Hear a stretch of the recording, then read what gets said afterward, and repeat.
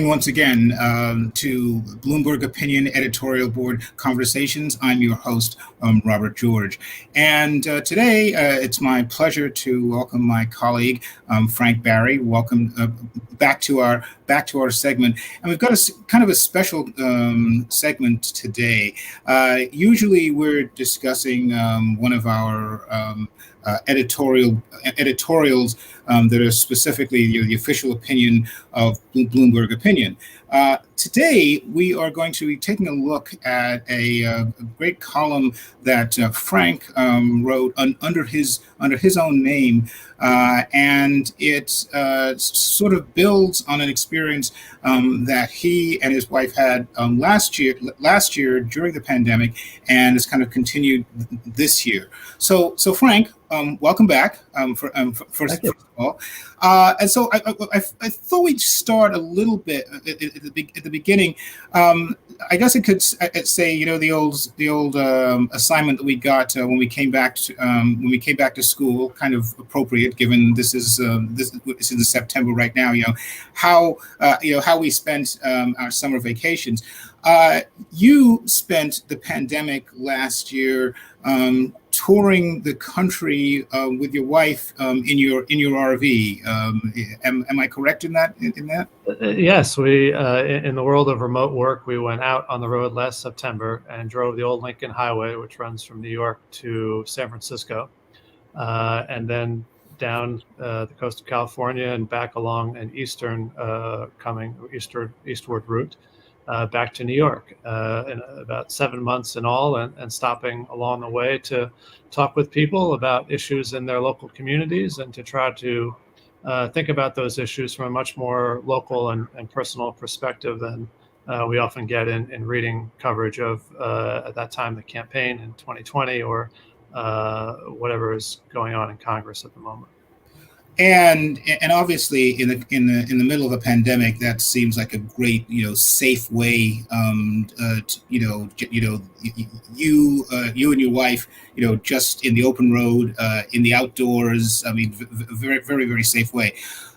So recently, you did sort of a kind of a refresher, except this time you traveled north to the Canadian border, and that experience sort of became the foundation of your column. So and talk about that. Well, we took the RV up to Maine back in August, and we went to the easternmost town in Maine called Lubec, which is an absolutely lovely little spot. And it sits just a stone's throw away from Campobello Island, where FDR and Eleanor spent many summers. They had a house there. And today it is an international park jointly run by the US and Canada. And I was itching to go there, but the border was closed until about mid-August. But we were able to get our tests and get the documentation together and go visit Campobello and the Roosevelt home in an absolutely beautiful park. And that got me thinking about FDR. There's been so much commentary on FDR and comparing Biden to FDR that spending a little time there was a good way to reflect really on what FDR would make of the way that we are managing our economy and managing the country through this crisis. So your conclusions seem to be that JRB, Joseph Robinette Biden, you're no FDR. Well, not exactly. in that there are numerous parts to the New Deal. All of them important. Relief was one of them, and providing a stronger social safety net, expanding the role of government. All of those were integral to the New Deal. But FDR said that the single most important part of the New Deal, what was he called primary task upon getting elected, was to put people to work. And that is how we ended up with the jobs agencies, effectively, that put Americans to work. And that piece of it is in many ways what we remember most about the New Deal, and certainly the legacy of it, because we see it all around our communities, in the post offices and the parks and the airports and the other public buildings that have that still remain, that are a legacy of the New Deal. That is the living legacy, that infrastructure that was so needed then and remains so critical today, is almost a century later an important part of the country. And yet we don't really have any discussion of that as part of this current federal response to an economic crisis. The crises are different, but nevertheless, it struck me that here was the most important part of the New Deal, according to FDR, putting people back to work. We have unemployment that is still in double digits in a number of places in the country, and yet there's really no discussion about putting people back to work.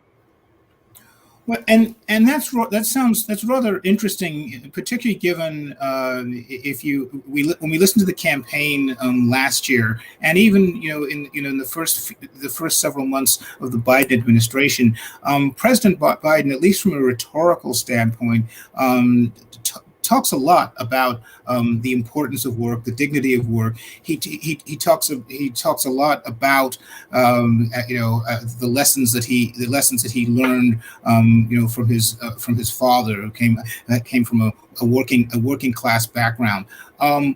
Why do you think given that, why do you think that Joe Biden and the Democratic Party, by extension, doesn't seem to focus on frankly, the power of the federal government, to create jobs? Well, I think it's interesting that because for all the talk on the right about the radicalism of the Democratic Party, the party is actually more conservative in its economic philosophy today than it was in FDR's day. And there is I think, a convergence between left and right, Republican and Democrat, in their thinking on how you respond in terms of economic policy to a crisis. And we have seen that certainly with the CARES Act, which passed with bipartisan votes and was focused on relief. And I think in many ways, appropriately so, that had to be the immediate response when COVID hit and lockdowns began and the economy went into something of a shutdown. But over time, and certainly a year later, when Biden comes into office and puts together the American Rescue Plan, as they call it, there is no focus in it on creating temporary jobs to put people to work. Instead, there's a second round, really a third round of relief in the form of extended unemployment benefits with supplements, as well as a stimulus check for $1,400. And so there seems, I think, now to be a kind of a consensus in Washington that you respond to economic crises with relief and not with jobs, not with putting people into temporary employment. And that is a huge shift from the New Deal. So is the Democrats' response to that, is that from, do you think that's coming from a political standpoint, in a sense, going back from Reagan to Clinton, that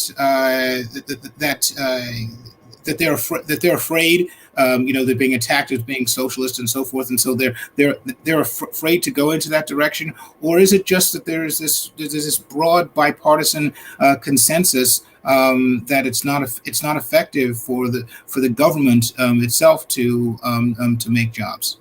I think there's a little bit of both, but then there's a third element too, which is it's more difficult to stand up a government program today to hire people into temporary employment than it was 90 years ago in FDR's time. And that is because of the success in some ways of a key piece of the New Deal, which is the expansion of the regulatory state.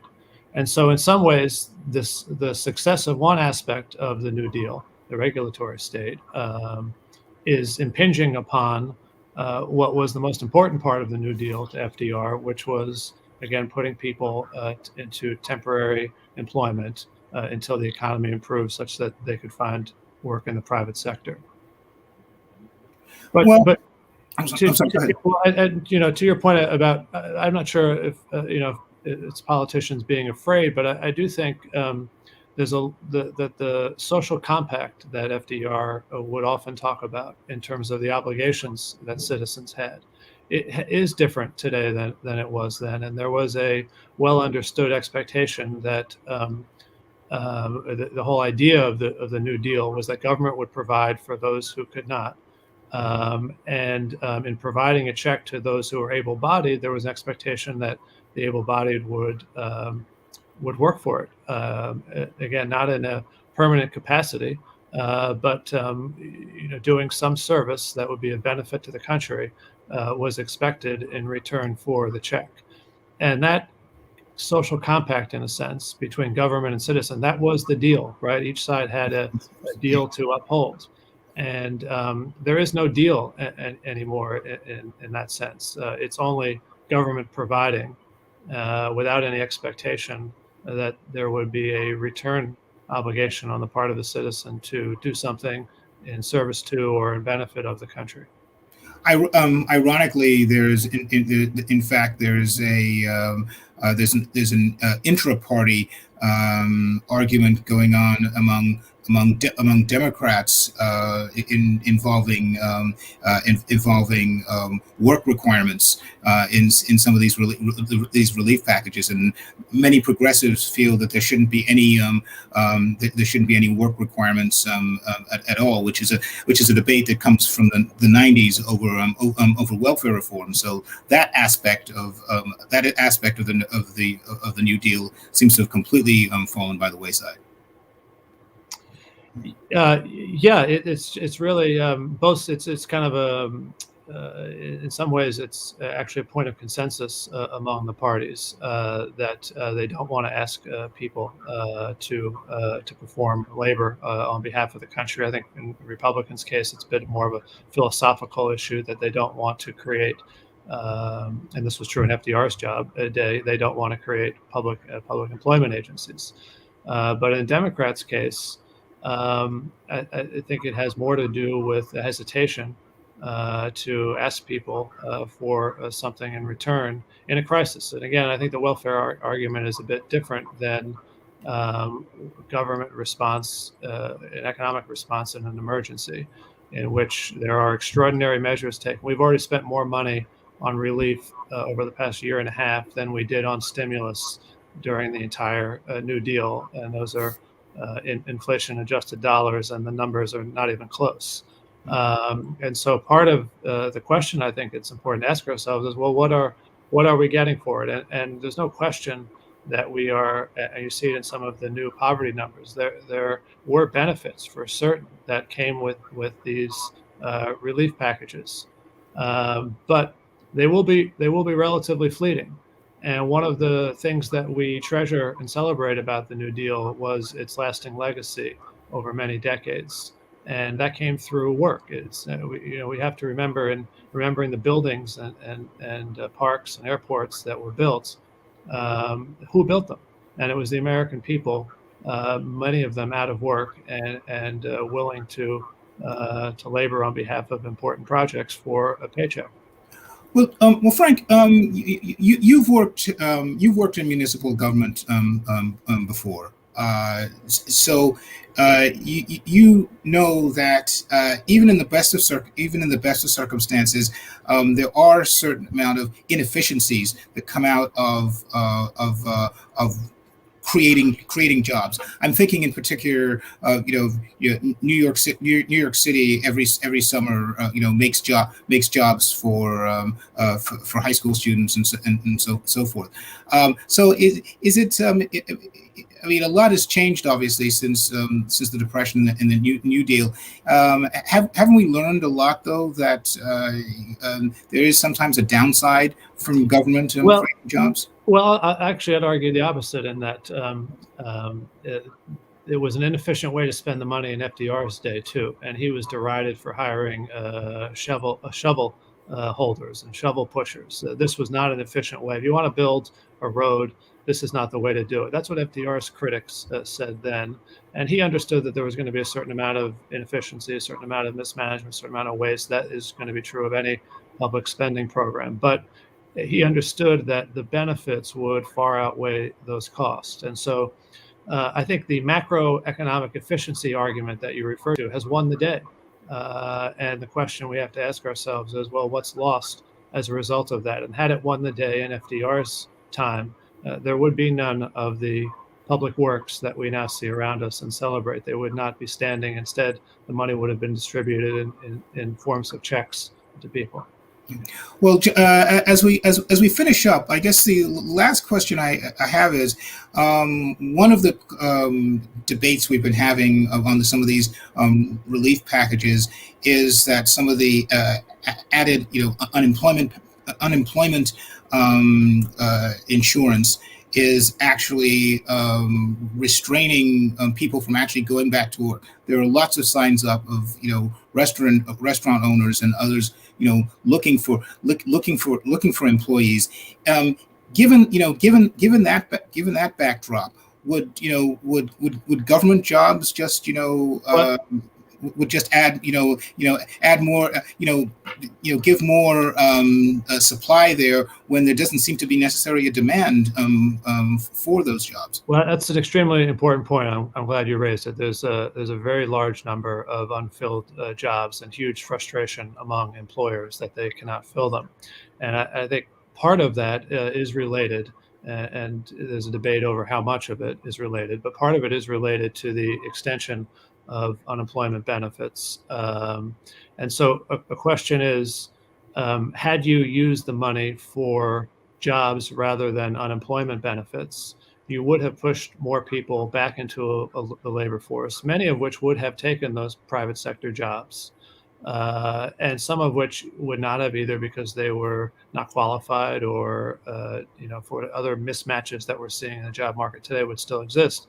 And there would be the government would provide alternate opportunities through public employment programs, whether it's working on the national parks backlog of maintenance projects or helping clean up from the latest hurricane. There are enough jobs, enough needs to go around. Oh, well, that sounds like a great place to stop. What FDR got right and what Biden got wrong on relief is right up. You can find that right up there on Bloomberg.com. Frank Barry, my colleague, thank you so much for joining us. And I'm Robert George, and please join us again